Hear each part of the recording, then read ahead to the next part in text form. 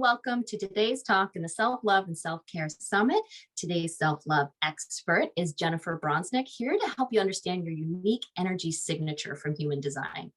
Jennifer is a licensed clinical social worker and believes that understanding your unique energy and figuring out the root cause of struggle is the key to well-being. Jennifer, welcome. Thank you. Thank you so much for inviting me into this amazing opportunity.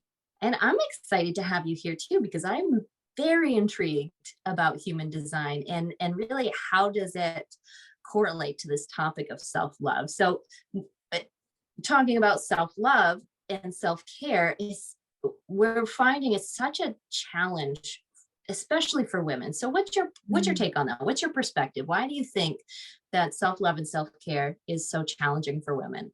Yeah, such a great question. I mean, I think at the core is because we never had a great model.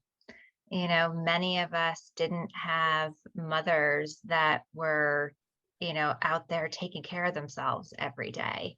They weren't saying in the mirror, like, you're gorgeous.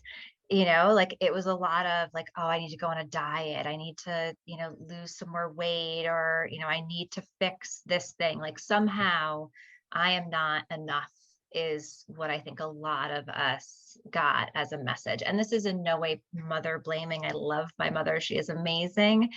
And, I think there in our culture is this mother martyrdom piece that shows up. And, even for, and with women, whether they're moms or not, this is the water that we live in. So it's not our fault, basically. Yeah, I mean, we're a mimicking species. These are the examples that the world has given us, which is keep pushing yourself to be better because what you are now isn't enough. Absolutely. Yep. Yeah. Exactly. So tell us about human design. Like, what is it for somebody who's never heard of it? Sure. My favorite thing in the world. So human design is a self-awareness and personal assessment tool that is based off of your birthday time and place. And it is an esoteric tool that blends astrology, the I Ching, the Hindu chakra system, Kabbalah, and quantum physics. And readers or analysts can look at your chart and see the amazing energy that you have, but also maybe where you might be bumping up against some challenges. And lovability is certainly one of them that is in our human design chart that pops up for many, many people have, struggle with that for no fault of their own. How did you get into it? How did you learn about human design? So I am an integrative health coach. And so I went to IIN, which is a school in New York, and I got on someone's mailing list. And I got an email one day that said, do you want to understand your unique energy signature for success? And the minute I saw that headline, I was like, yeah, like I totally want to know this. So this wonderful woman, Simone Mitchens, spent 3 sessions with me going through, what she knew about my human design and how it tied to my business. But the minute I learned, and this is, I think, how it ties into this self-acceptance, self-love, the minute I learned my human design type, which is a projector, it was like, oh my gosh, everything I have believed about myself, thought negatively about myself. I'm lazy. That was a constant theme for me, that it was like, oh my gosh, this is just who I am. I was born this way, like the words of Lady Gaga, like literally, like I was born with these unique skills as well as, challenges in the world in order to fulfill my purpose. And once I saw that for myself, and as a therapist also, I started doing readings. I started bringing it into my practice. And I just saw over and over and over again when people could see, oh, wow, there's nothing wrong with me. This is just how I operate, and I can understand it and learn from it. They had so much more self-compassion. And so that is why I love human design and, think that everybody should get their chart. So this was a great self-awareness tool to recognize, okay, this is how I am, and this is why I've been showing up in the world in this way. So when you kind of the old you that said, well, I'm lazy. So what's an example of how you use this understanding and this self-awareness to kind of combat that, that unhelpful voice that's saying you're lazy? Yeah. So once I knew projector is, so in human design, there's 5 different types. And there are 3 types that are, we call them non-energy types, meaning they don't have consistent energy for work. So they need to take regular breaks, rest, and they're not designed to work like 70% of the population, which are some type of generator. And so once I learned, like, oh my gosh, I'm a projector, I can work for periods of time. And just because I don't want to do something, it just means like I could be conserving my energy for what is actually meant for me. And so, along with understanding what you're here to do, it also gives you a tool for decision making. So, I began to understand, how do I know what I should do? Like, what is the answer here? Because I could get into my head and I'm going to do a million things. Like, I'm going to market myself in 20 different ways. And what would happen is I would burn out, or I would do a crappy job because it was just too many things on my plate. And so once I learned, oh, wait, it's called a strategy, is to wait for invitations, I relaxed. It was like, I don't have to like chase people or sell people or, get them into my business. Like, I can just show up doing what I love, what I'm good at, and then I will, magnetize people to me. So there's nothing about like having to be skinnier or prettier or smarter. It's just every single one of us has, amazing intelligence, amazing intuition, and has this gift inside of them that is just waiting to be unwrapped and uncovered. And I think that that is one of the coolest things that human design can gift you. Wow, that resonated so much with me. Your description of the projector and the getting inside your own head. You've got the creativity in here, and I could do this and I could do that and I want to do this. But then I love that explanation of just inherently you have maybe bursts of energy, or it's not really sustainable for you to go like all day every day. And it resonated with me, and I looked over here as you're talking that this is my reminder to myself, which is don't do too many things, because I fall victim to that too. And so that self-awareness is so so crucial to recognize, even hearing the inner self-talk, even hearing it, and because we have this voice that says you're not doing enough, or you should be better, and we just believe it by default, and we just run with it without even recognizing, oh, wait, what did you just say? Wait, I can actually challenge that voice. Yeah. Yeah. Am I 100% certain that this is true? Like, that is the question, because I am known for making up stories in my head about myself or other people. Like, oh, they must be thinking this, they must be doing that. And I always like have to reel myself in. It's like, wait a second, am I projecting on them? Am I 100% certain this is true? Is there a more empowering way that I can look at this dynamic? And if it's not working, guess what? I can walk away from it. Like, I think that's the biggest thing too, is that you realize that you have a say, you have control over your choices and how you want to feel. And that's a really empowering place, rather than looking at it like I have to do what other people want me to do. It's like, no, like you have this, every single one of us has this internal compass that's not in our head. Our head is the worst place for decisions. Like, that is where, and you talked about it, like that voice, like we're going to make decisions with that voice. Like, we're never going to do anything. And so that's where these opportunities and the different types, it's going to operate differently. So if you're a generator, you're going to have an idea, and then you're going to wait, and then you're going to respond to the thing that shows up outside of you. So it could be a Facebook ad, or a friend asks you a question, or you get a mailer. And then it's not your head, it's your body that decides. It's like your internal pendulum's like, yes, I need this thing. This is amazing.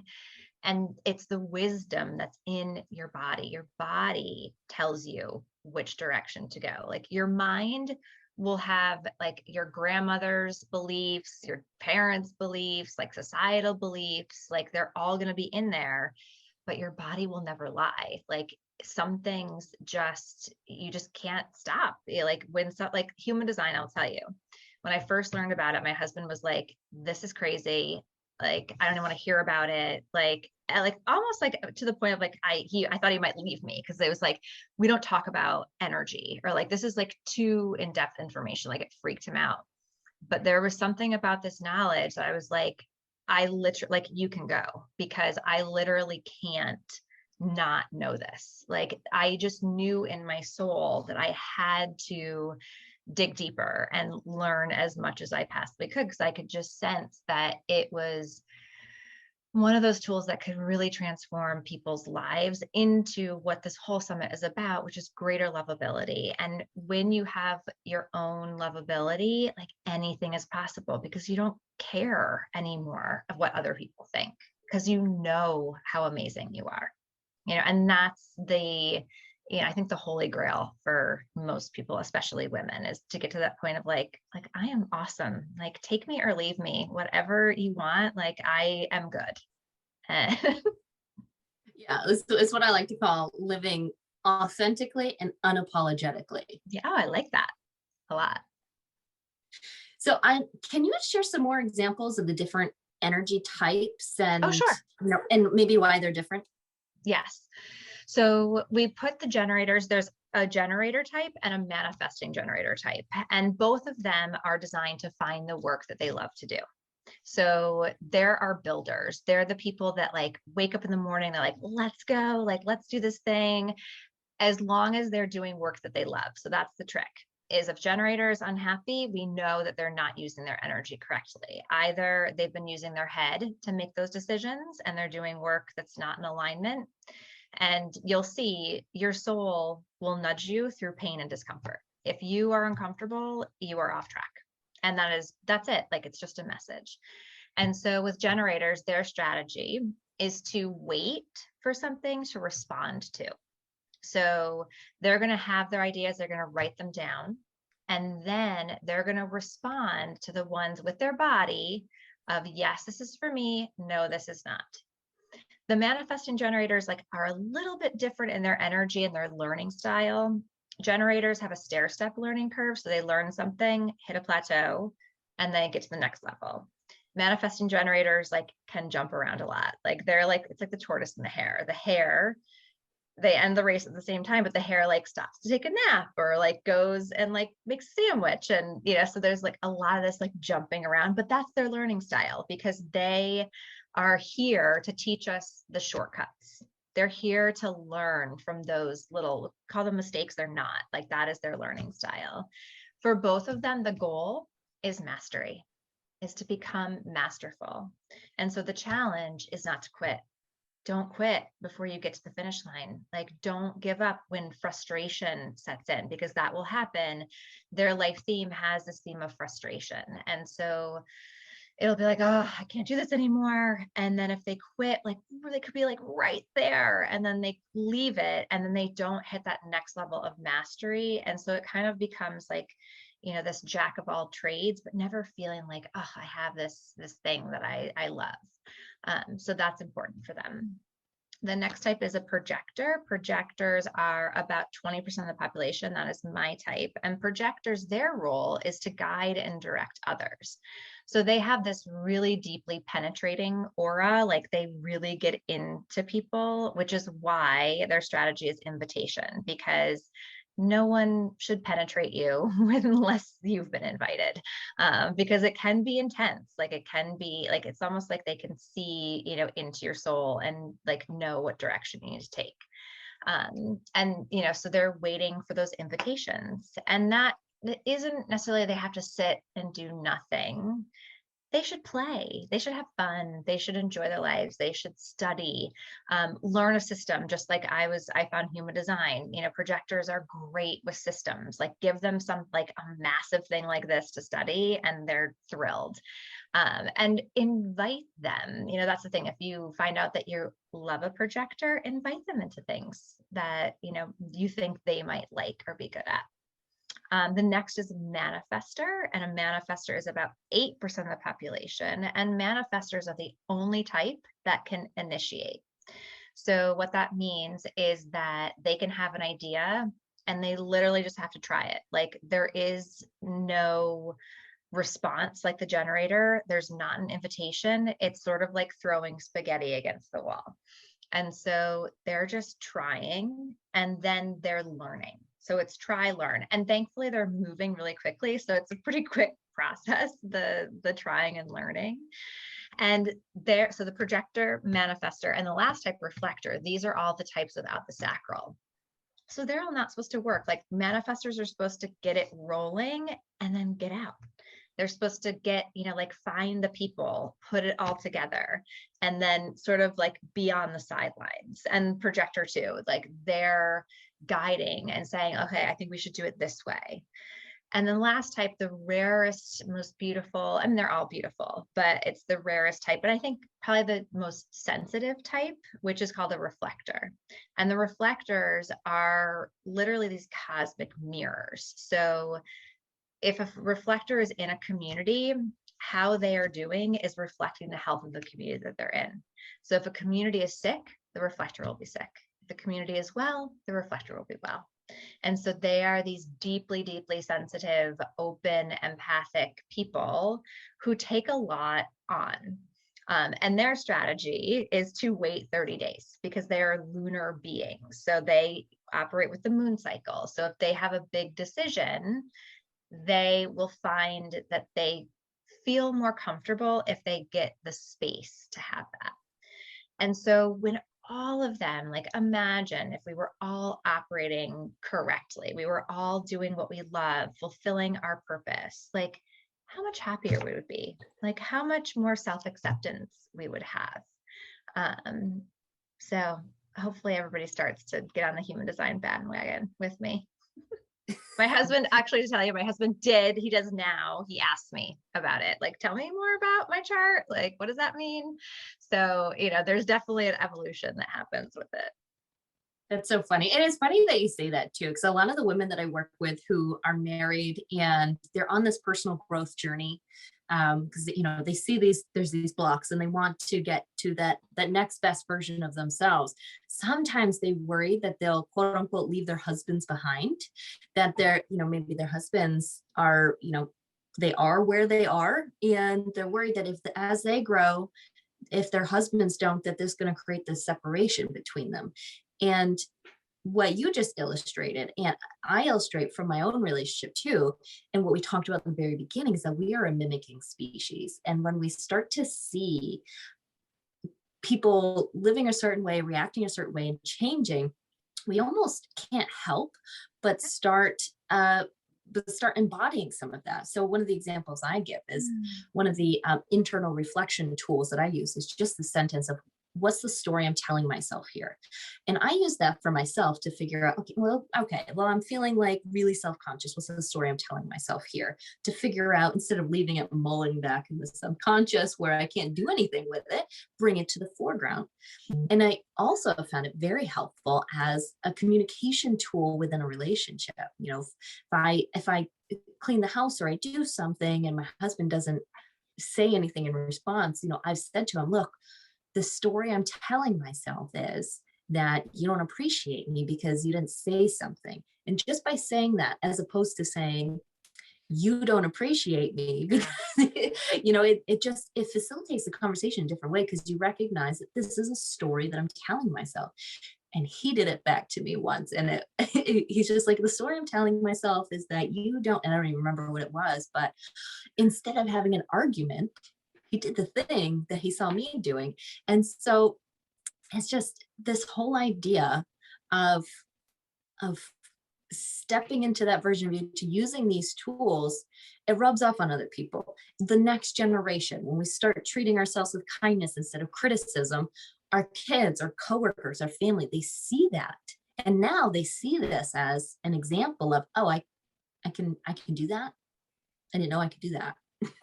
Yes, I love that. Thank you for that example. I think that is so powerful. And in another training that I have, which is heart math, we now see scientifically like the magnetic resonance of the heart, depending on our emotions. And when we're feeling positive about ourselves, our heart rate variability is going to change. It's going to change our magnetic field, which is actually measurable, which impacts everybody around us.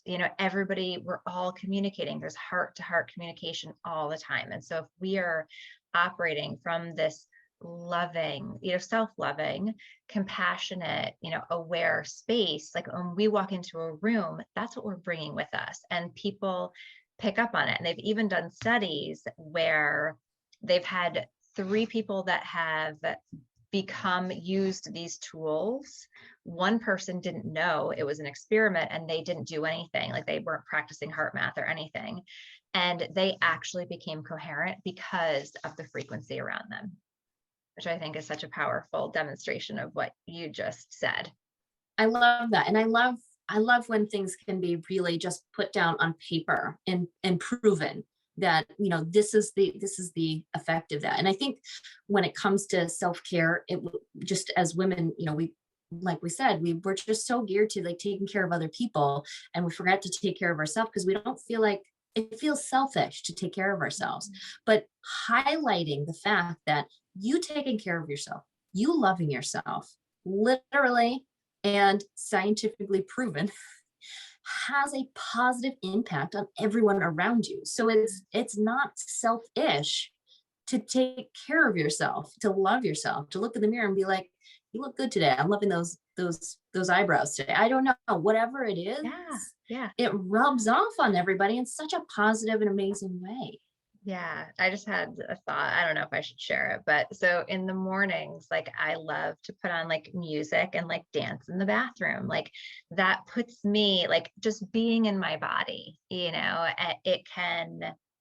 it just locks it in. Like, I'm happy we're here together, like soul, body, we're just, joyful. Like that's the space that I, constantly want to operate. It's like, is this love? Is this joy? How can I do all that I can to stay within those spaces? Of course I get triggered. Of course I have bad days, but it's like my guiding light are those feelings.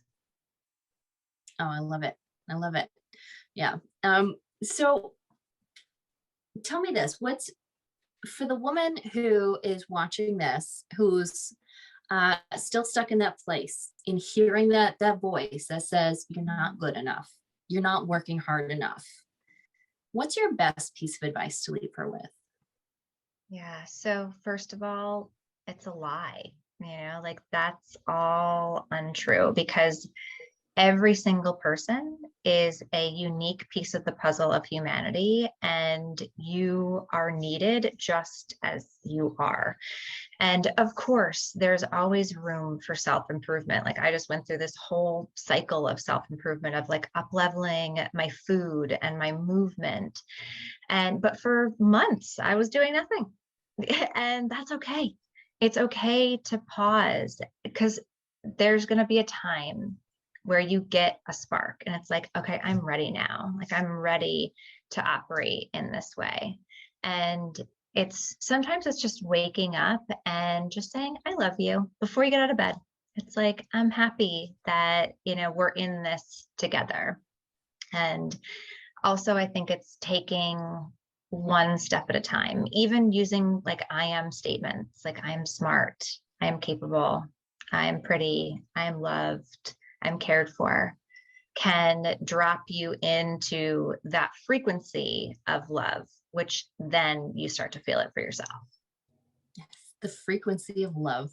You can tap into it with just the words in your head. Absolutely. It's the strongest feeling out there that, can shift our energy. So a lot of the women dealing with this lack of self-love are often dealing with either chronic stress or anxiety. And I know I experienced this in the past, that panic attacks can come along with that. So can you tell us about this free resource you have for everybody? Sure. So I created a panic attack survival guide, which has a couple different tips, tools that I teach to my private clients for you to have something to use when a panic attack strikes. And because part of my treatment philosophy, and really the only way to treat anxiety, is that you can't run from it, that you have to look it in the eye and say, I'm stronger than this, and I have the tools to combat it. And I also have these people who have my back. And so I really wanted all of that in one document. And I even created at the end of it is like a cheat sheet where it's like you write down the tools that you loved, as well as the people who you're going to call if there's a panic emergency. So it's a simple, short download. Great and awesome. A free guide. That's the Panic Attack Survival Guide. The link for that's right below this video. So check that out. Go learn more from Jennifer on human design and figuring out, you know, what your energy type is, and learn a little bit more about why am I the way I am. So you can learn more from Jennifer. And thank you so much for being here. This has been illuminating. I swear I could talk to you all day about this. We'll have to do a second one. All right. Definitely. All right. Well, thank you, Jennifer. And Thank everybody you. else. Thanks for having me. Bye, everyone. All right. Bye, everybody.